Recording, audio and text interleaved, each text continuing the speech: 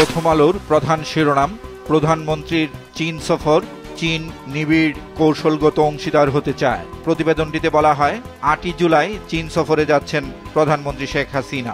এই প্রতিবেদনের পাশাপাশি প্রকাশিত খবরের শিরোনাম, রেল ও সড়কের ৯ প্রকল্পে চীনা ঋণ পেতে আগ্রহ।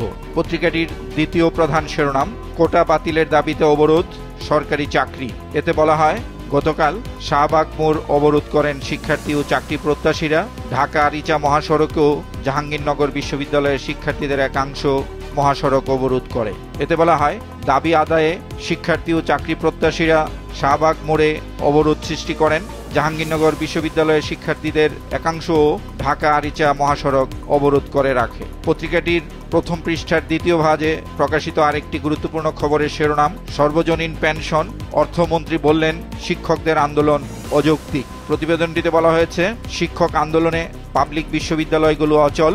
অর্থমন্ত্রীর বক্তব্য ও পেনশন কর্তৃপক্ষের ব্যাখ্যায় অসন্তোষ প্রকাশ করেছেন শিক্ষকরা। প্রথম আলোর শেষ পৃষ্ঠায় প্রকাশিত আরেকটি খবরের শিরোনাম, নিরবচ্ছিন্ন বিদ্যুৎ সরবরাহে সক্ষমতা নেই আরইবির ও ব্যবস্থাপনা। প্রতিবেদনটিতে বলা হয়, শতভাগ বিদ্যুতায়নে গ্রাহক বেড়েছে, অবকাঠামো আধুনিকায়ন হয়নি। সামান্য ঝড় বৃষ্টিতেই বিদ্যুৎ বিভ্রাট দেখা দেয়।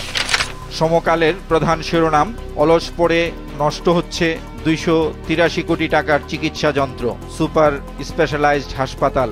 রাজধানীর এই বিশেষ হাসপাতাল প্রসঙ্গে প্রতিবেদনটিতে বলা হয়, নিয়োগে দুর্নীতির অভিযোগ উঠলেও সংশ্লিষ্টদের বিরুদ্ধে ব্যবস্থা নিতে দেখা যায়নি। তবে স্বাস্থ্যমন্ত্রীর উদ্ধৃতি দিয়ে বলা হয়েছে, সমস্যা ও অনিয়মের তদন্ত চলছে, সেবা চালু করতে সংশ্লিষ্টদের সঙ্গে আলোচনা হচ্ছে। সমকালের শেষ পৃষ্ঠায় প্রকাশিত আরেকটি গুরুত্বপূর্ণ খবরের শিরোনাম, প্লাবিত নতুন নতুন এলাকা, দুর্ভোগ পিছু ছাড়ছে না। প্রতিবেদনটিতে বলা হয়, সিলেট অঞ্চলে তৃতীয় দফায় বন্যার আভাস। যুগান্তরের প্রধান শিরোনাম, সর্বজনীন পেনশন স্কিম প্রত্যয়, আন্দোলনকারীরা অনড়, ব্যাখ্যা প্রত্যাখ্যান। তাদের দ্বিতীয় প্রধান শিরোনাম, বেনজির মতিউর পরিবারের দুর্নীতি, সম্পদের হিসাব চেয়েছে দুর্নীতি দমন কমিশন। কালের কণ্ঠের প্রধান শিরোনাম, সম্পদের হিসাব দাখিল করতেই হবে, সরকারি কর্মকর্তা কর্মচারীদের বিষয়ে হাইকোর্ট। পত্রিকাটির প্রথম পৃষ্ঠায় প্রকাশিত আরেকটি গুরুত্বপূর্ণ খবরের শিরোনাম, বেনজির পরিবারের 43 কোটি টাকার অবৈধ সম্পদের সন্ধান, সম্পদ বিবরণী দাখিলে নোটিশ। দৈনিক কালবেলার প্রধান শিরোনাম, ঘর গোছাতে মনোযোগী দুই দল, এবার সংগঠনে নজর আওয়ামী লীগের, আন্দোলনমুখী নেতৃত্বের খোঁজে বিএনপি। দেশ রূপান্তরের প্রধান শিরোনাম, অঙ্কের ফেরে পেনশনে বিভেদ। বিশেষ এই প্রতিবেদনটিতে অর্থমন্ত্রীর উদ্ধৃতি দিয়ে বলা হয়, বিশ্ববিদ্যালয় শিক্ষকদের আন্দোলন অযৌক্তিক। আর শিক্ষক নেতারা বলছেন, পেনশন কর্তৃপক্ষের বক্তব্য তারা প্রত্যাখ্যান করেছেন।